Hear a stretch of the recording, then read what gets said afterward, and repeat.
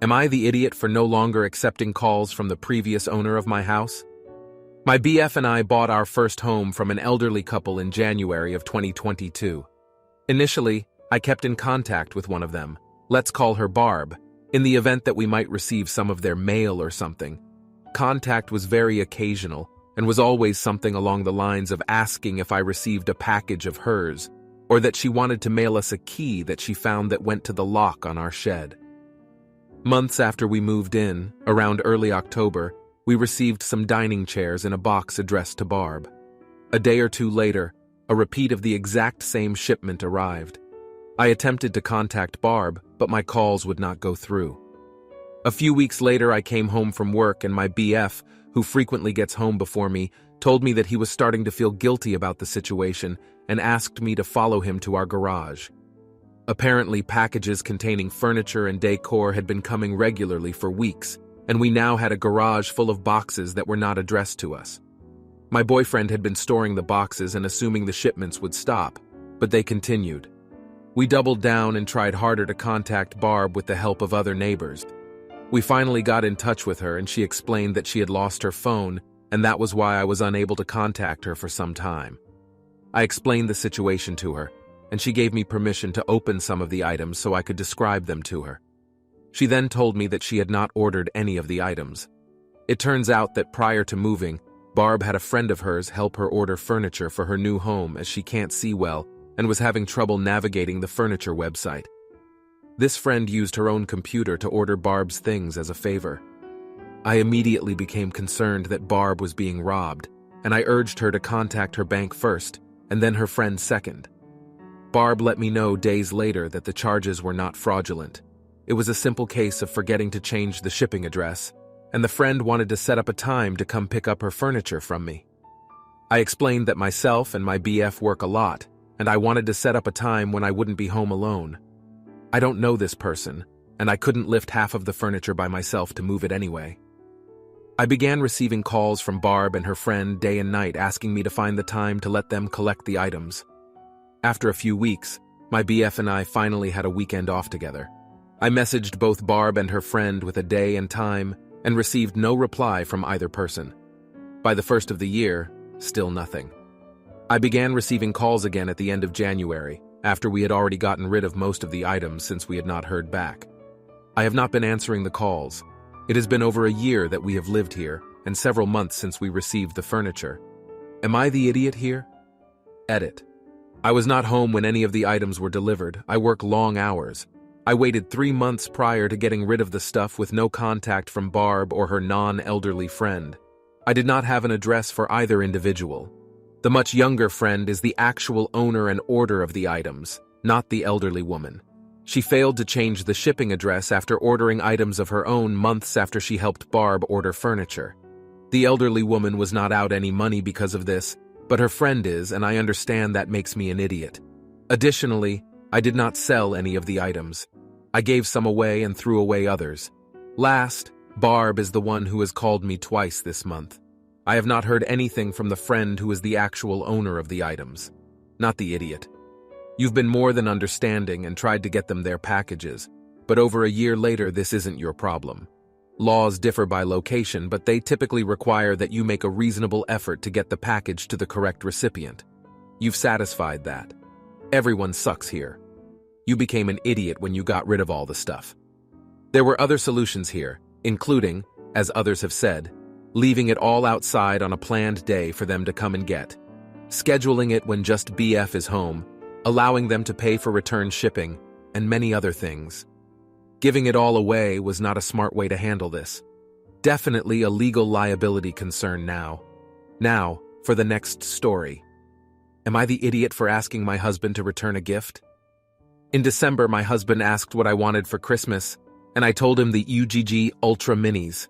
By that point, they were sold out and on back order. I kept checking occasionally in case they did come back in stock, but they didn't.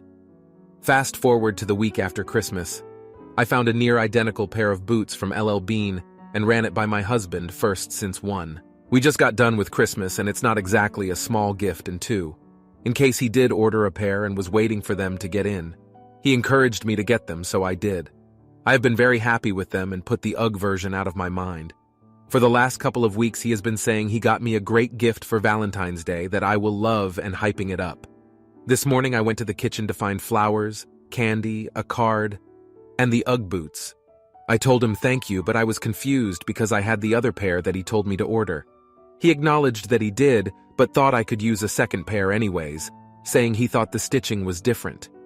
I asked about returning them because I don't need two pairs of essentially the same shoe, and he got upset because it was $25 to get them shipped and another $25 to return, so we would be out $50. I put the shoes and box away in our closet. I told some friends who followed me on my hunt for these boots, and one offered to buy the extra pair, which would get us out of the $25 return cost. I told my husband, and he got even more upset, saying he would deal with it, and took the box out of the closet. I appreciated the gift and told him so, but I just don't need two pairs of pricey boots. Now I'm getting the silent treatment. I genuinely feel bad because he was so excited about it, and now I'm wondering if I just should have gone along with it. Am I the idiot? Edit. To clear some things up. My husband ordered the Uggs in mid-December, but they were back-ordered until March. They happened to get delivered last week. They weren't even meant to be a Valentine's gift. My shoes last forever. I have 16 and 10-year-old Uggs, different styles that have little wear. I work from home, so most days I don't even wear shoes. Most of the shoes in my closet have dust. What did I get my husband for Valentine's Day? He doesn't like gifts. I ask every year and he always says nothing, but he'll buy golf shoes or clubs throughout the year, which is fine. Yesterday I got him some weed and tonight he's getting some NSFW entertainment. His favorite gift will probably be finding this post with internet strangers telling me I was in the wrong, if he hasn't already. I know people find Uggs to be ugly. That's fine. My husband also finds them ugly, but he likes them better than my Chacos. Not the idiot. All of the YTA votes are baffling. You told him what you wanted for Christmas, they weren't available. After Christmas, you found something you wanted instead, and confirmed with him that he didn't and wasn't getting the Uggs. So you got the new boots, and you don't want two near-identical pairs of boots. Makes sense to me. I was leaning toward NAH until he started getting weird about it. Not the idiot. But I'll fully admit I have a very different view of gifts than most. You explicitly talked to your husband before you got your current pair of boots. You did this because you didn't want to ruin the gift if he planned to get it. It seems pretty clear that you were not interested in owning both pairs. It stops being a thoughtful gift when your husband buys something you have expressly said you aren't interested in. Am I the idiot for screaming at my sister for keeping secrets about my kid from me? I live with my husband, 35, and our two children, Madison, 14, and Katie, 11.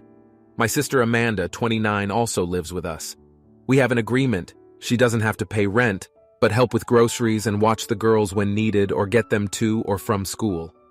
Our daughter Madison is a lot of work. She skips school and sneaks out. I found vapes in her bedroom and weed pens. Amanda was very similar to Madison at this age. Our dog had gotten out a few days ago, so I was replaying our outdoor video cameras to see if he came back for the food I left out in the middle of the night. Instead, I see Amanda leaving, then pulling up again around 45 minutes later at 3 a.m. She then gets out of her car, goes around to the passenger side and pulls out Madison, who is literally stumbling. Amanda's practically carrying her in. You could tell she was drunk. I was so mad I went straight to Amanda's room and asked her what the hell that was. She then admitted to me that Madison had called her really drunk. She had snuck out. She then told me that Madison begged her not to tell us. I was so livid Madison was home that day from school because she was puking. I thought she caught a bug when she was just super hungover. I started yelling that she couldn't keep things like that from us, and that Madison is 14 and we should have been notified immediately. I told her she betrayed my trust. Amanda just quietly apologized. I left the room, and a few minutes later I could hear her crying. Madison is now grounded and refuses to talk to Amanda for ratting her out, and Amanda has been mostly in her room. My husband told me earlier that Amanda was talking to him about how guilty she feels for upsetting me so badly. He said she seemed really upset. I feel bad because it's days later and she's still upset, but she has to know she can't do those things. Info. Before my sister moved in, my daughter has called me many times to pick her up in the middle of the night. She knows she can call me. I'm quiet when I pick her up. There's no yelling or arguing. But she does have consequences the next day. In this situation, she was trying to avoid her consequences the next day. "You're the idiot. Your child is 14. And is this a habit for her? To sneak out constantly, call someone to pick her up, and that she can hardly walk due to being drunk or high? And you have done nothing about this? But give her chores? Let her stay home from school? My drunk-ass kid would be going and suffering through the day. Have you not tried to get your child help? Seen a doctor? Tried to figure out why this is going on? She needs something, and today. No idiots here. I'd just be happy my daughter trusted someone enough to call to get her out of a bad situation. If she told our daughter, she would break that trust. Would you rather her walk home drunk or get a ride from a stranger or drunk friend? I don't think you're an idiot, but neither is your sister. Now, for the next story. Am I the idiot for always guessing when my wife asks me to guess? My wife and I have been married for a while, and ever since we got married, she tends to ask me a "guess what?" question whenever something crazy or funny happens. I've always been very literal and grew up with my dad, who was a lawyer, and mother, who worked in the engineering field, so I have always been held to a high standard when communicating with people. That is not super relevant, but what is relevant is that whenever I was asked a question, I was expected to reply with an answer that was well thought out, or my best guess if I did not know the exact answer. Fast forward to now, I am happily married, and although we have our fights, I am secure and happy in our relationship, and my wife has communicated to me that she feels the same. But every time she has asked me to guess what question, I think through where she is, what she had planned for the day, and what we are planning on doing later, and respond with a guess. And unfortunately, I am usually spot on, or very close, in my guesses, and it makes her upset. She showed me several articles online about how to respond to someone when they ask you, "Guess what?" And it is usually to say, "What?" and get excited. I like guessing, though, and enjoy thinking through the problem and getting the thing she is talking about without her having to tell me right. She says that I'm the AH for this, but I want to see what you guys think. Am I the A? Edit, for those who care. The discussion of what was bothering her about my responses happened earlier today, and I thought to post here and see what people thought. I have not been ignoring that she wants me to say and respond in a certain way, and of course I love her and would do anything for her. I do not only care about myself. I honestly hadn't realized it had been bothering her, because sometimes she will do the same to me, and it is always a pleasant surprise for me when she is correct. My writing style is unique, and I honestly don't know why I wrote things the way I do. But no, I am not on the spectrum as many have asked me. I don't mean to come across as self-inflated or as ass-headish as my post reads, but after reading through it a couple times, I do sound like an idiot. And I sincerely appreciate your comments. I am not a perfect person and strive every day to become a better person and a better partner. I appreciate the kick in the pants most of you gave me today. Everyone sucks here, because this is a stupid argument, lol. On the one hand, you could stop being so stubborn and change the way you answer. You're an AH for not playing along with something so trivial, especially when she explained to you what she's looking for. Alternatively, she could stop asking the question if she knows you won't respond the way she's asking you to. Holding you to a standard she knows you won't meet is just asking for disappointment. You're the idiot. For someone who holds people to a high standard of communication, you sure have trouble listening. She's told you explicitly what she's looking for when she says it, and you are totally ignoring her wishes. Just say, "Ooh, what?" like she is asking you to, and move beyond this. Now, for the next story. Am I the idiot for asking questions during a psychology presentation? So a couple of weeks ago, a psychologist came to my school to present to my senior class a PowerPoint about how our nervous system works and how to keep ourselves calm during exam season. I, being a very curious guy, asked the psychologist what the difference was between the sympathetic and the parasympathetic nervous systems. This very question left the psychologist very uneasy.